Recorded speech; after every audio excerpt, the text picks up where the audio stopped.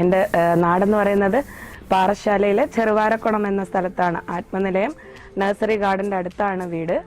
ബന്ധു കൂടിയാണ്. അപ്പോൾ ആ ഒരു അവിടെ നിന്ന് ചെടികൾ വാങ്ങുക, ചെറുപ്പം മുതലേ വീട്ടിന് എനിക്ക് 2 സഹോദരങ്ങളുണ്ട്. അപ്പോൾ മൂത്ത ചേട്ടൻ വീട്ടിൽ ഒരുപാട് ചെടികൾ വെക്കും. ഇതൊക്കെ കണ്ട് തന്നെയാണ് വളർന്നത്. പക്ഷെ ചെറുപ്പത്തിൽ നമുക്ക് അങ്ങനെ ഒരുപാട് ചെടി നമുക്ക് നട്ടുപരിപാലിക്കാൻ പറ്റിയിട്ടില്ല. കാരണം ചേട്ടൻ മൂത്തതാണ്. അപ്പോൾ ചേട്ടൻ ഒത്തിരി ചെടികളൊക്കെ വെച്ച് അത് നല്ല രീതിയിൽ സെറ്റ് ചെയ്ത് വെക്കുന്നത് കൊണ്ട് നമുക്ക് പിന്നെ അങ്ങോട്ട് കൂടുതൽ റോള് കിട്ടിയിട്ടില്ലായിരുന്നു. പിന്നെ കൂടുതലായിട്ട് ഇതിലോട്ട് ഇൻട്രസ്റ്റഡ് ആയത് ഞങ്ങൾ ചിറയൻകീഴിൽ കുറേ നാൾ താമസിക്കുന്നുണ്ടായിരുന്നു. അപ്പോൾ അവിടെ ഞങ്ങൾക്കൊരു ഫാമിലി ഫ്രണ്ട് ഉണ്ട്, കൊല്ലശ്ശേരി എന്ന് പറഞ്ഞിട്ട്. അവിടെ ഒരു ചേട്ടനും ചേച്ചിയും, അവർക്ക് ഓർക്കിഡിൻ്റെയും ഇൻഡോർ പ്ലാന്റ്സിൻ്റെയൊക്കെ കുറച്ച് ബിസിനസ്സുണ്ട്. അപ്പോൾ അവിടെ ഞങ്ങൾ വിസിറ്റ് ചെയ്യുമ്പോൾ അവരുടെ കൂടെ ആ ചെടികൾ കണ്ട് ഇഷ്ടപ്പെട്ട് അവിടെ നിന്ന് ചെടികൾ എന്നും അവിടെ പോവും, ഓരോ ചെടിയായിട്ട് വീട്ടിൽ വരും. അങ്ങനെ വളർത്തി, അവിടെ വാടക വീട്ടിലായിരുന്നു വളർത്തി. അവിടെ നിന്ന് നാട്ടിലോട്ട് വന്നപ്പോൾ ഇവിടെ വീട് വെച്ചു. അങ്ങനെ അത്യാവശ്യം ചെടികളുണ്ടായിരുന്നു. ഞാനൊരു ടീച്ചറും കൂടിയാണ്, അപ്പോൾ സ്കൂളിൽ വർക്ക് ചെയ്യുന്നുണ്ടായിരുന്നു. കഴിഞ്ഞ വർഷം എനിക്ക് വോക്കൽ കോഡിൽ ഒരു സിസ്റ്റ് വന്നിട്ട് സൗണ്ടിന് കുറച്ച് പ്രോബ്ലം ഉണ്ടായി. അങ്ങനെ ഒരു സർജറിയൊക്കെ കഴിഞ്ഞു. സർജറി കഴിഞ്ഞപ്പോൾ ഡോക്ടർ പറഞ്ഞു തൽക്കാലം ടീച്ചിങ് ഫീൽഡ് നോക്കണ്ട, കുറച്ച് റെസ്റ്റ് ആവശ്യമാണെന്ന് പറഞ്ഞു. അങ്ങനെ വീട്ടിൽ നിന്നപ്പോൾ വെറുതെ ഇരിക്കുന്നതിനേക്കാളും ഇങ്ങനെ ചെടികൾ ഒരുപാട് വെച്ച് തുടങ്ങി. 1, 2 ഇങ്ങനെ ഒത്തിരി വെച്ചു. വീടിനകത്തൊക്കെ ഒത്തിരി ചെടികളൊക്കെ സെറ്റ് ചെയ്ത് വെച്ചു. അപ്പോൾ ഇത് കണ്ടിട്ട് മറ്റുള്ളവർ, നമ്മുടെ വീട്ടിൽ വരുന്ന ബന്ധുക്കളായാലും ഫ്രണ്ട്സ് ആയാലും ചോദിക്കാറുണ്ട്, ഞങ്ങൾക്ക് ഇതുപോലെ സെറ്റ് ചെയ്ത് തരാമോന്ന്. അപ്പോൾ ആദ്യം ഞാൻ ഇതുപോലെ എല്ലാം സെറ്റ് ചെയ്ത് കൊടുക്കും. അങ്ങനെ ബിസിനസ് എന്ന രീതിയിലല്ല, ഇഷ്ടമായിരുന്നു അങ്ങനെ ചെടികൾ സെറ്റ് ചെയ്ത് നമ്മൾ കൊടുക്കുന്ന ചെടികൾ അവരുടെ വീട്ടിലിരിക്കുമ്പോൾ അത് എല്ലാവരും കാണുന്നുണ്ട്, ആസ്വദിക്കുന്നുണ്ട് എന്ന് അറിയുന്ന ഒരു സന്തോഷം ഉണ്ടായിരുന്നു. അങ്ങനെ ചെയ്തു വന്നപ്പോൾ എന്നാൽ ഈ ചെടികൾ വെച്ച് കൂടുതൽ വെറൈറ്റീസ് കളക്ട് ചെയ്ത് അതിനോടങ്ങ് താല്പര്യം കൂടിയാണ്. അപ്പോൾ എന്തുകൊണ്ട് നമുക്കിങ്ങനെ ഇൻഡോർ പ്ലാന്റ്സ്, കാരണം സ്ഥലപരിമിതിയുണ്ട്, 5 സെൻറ്റേ ഉള്ളൂ വീട്. അപ്പോൾ ഈ സ്ഥലപരിമിതിയിൽ നിന്നുകൊണ്ട് എന്തുകൊണ്ട് നമുക്ക് കുറച്ച് ഇൻഡോർ പ്ലാന്റ്സിൻ്റെ ഒരു സംരംഭം തുടങ്ങിക്കൂടാ എന്നുള്ള ഒരു ചിന്തയിലാണ് ഇതിലോട്ട് കടന്നു വന്നത്.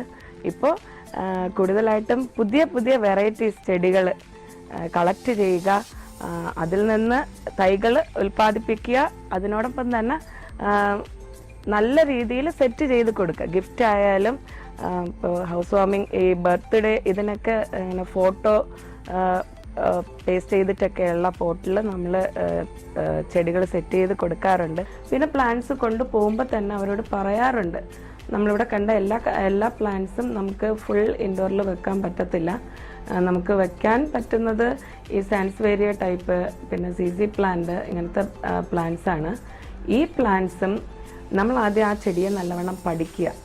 ഈ ചെടിക്ക് ഇൻഡയറക്റ്റായിട്ട് വെളിച്ചം വേണം. അപ്പോൾ ആ ചെടികളെ ഒരു 10 ദിവസത്തിലൊരിക്കൽ പുറത്ത് കൊണ്ടുപോയി വെച്ച്, പുറത്ത് മീൻസ് നേരിട്ട് സൂര്യപ്രകാശം കിട്ടുന്ന സ്ഥലത്തല്ല, ഇൻഡയറക്റ്റ് ആയിട്ടുള്ള നമ്മുടെ വരാന്തകളിലോ സൺഷെയ്ഡിനടിയിലോ എവിടെയെങ്കിലും വെച്ച് വെള്ളം കൊടുത്ത് അന്ന് അവിടെ തന്നെ വെച്ചിട്ട് അടുത്ത ദിവസം ഈ പ്ലാന്റിന് നമ്മൾ കൊണ്ടകത്ത് വെക്കുക.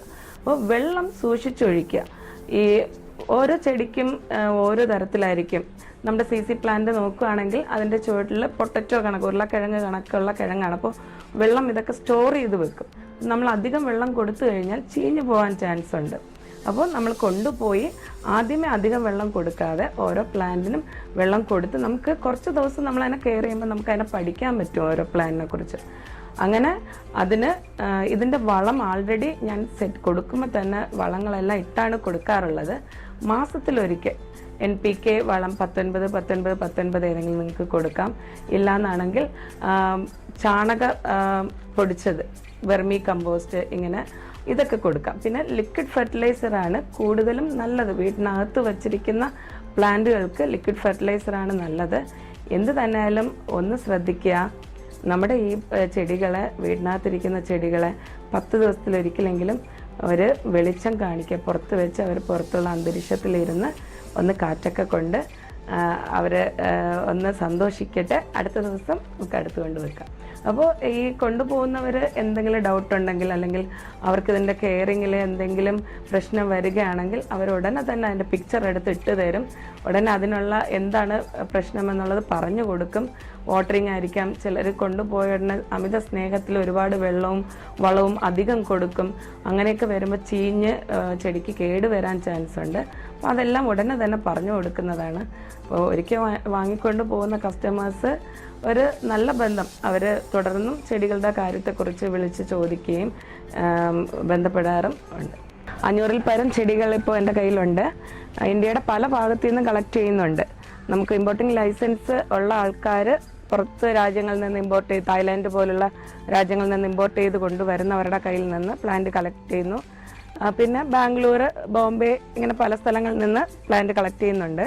പിന്നെ നമ്മുടെ ഇവിടെ കുടുംബമായിട്ടുള്ള ഒരു സംരംഭമാണ്. മക്കൾ 2 പേരും ഹസ്ബൻഡും ഞങ്ങൾ ഒരുമിച്ച് തന്നെയാണ് എല്ലാ കാര്യങ്ങളും ചെയ്യുന്നത്. വെള്ളം ഒഴിക്കുന്നതിനായാലും ചെടികൾ നടുന്നതിനായാലും പരിപാലിക്കുന്നതിനായാലും എന്നും ഞങ്ങൾ രാവിലെയും വൈകുന്നേരവും ഇവിടെ ചിലവഴിക്കും. എന്തെങ്കിലും ആരോഗ്യ പ്രശ്നങ്ങൾ ഉണ്ടായാൽ തന്നെ ഈ ചെടികളുടെ ഇടയിൽ വരിക എന്നുള്ള ഒരു ചിന്ത വരുമ്പോഴത്തേക്ക് ആ ആരോഗ്യ പ്രശ്നങ്ങളൊക്കെ മറക്കും. ചെടികളുടെ ഇടയിൽ വരും. ഇതിനെ പരിപാലിച്ച് വരുമ്പോൾ എല്ലാം ഭയങ്കര ഹാപ്പി ആയിട്ടാണ് ഞങ്ങൾ ഇതിനിടയിൽ നിൽക്കുന്നത് തന്നെ.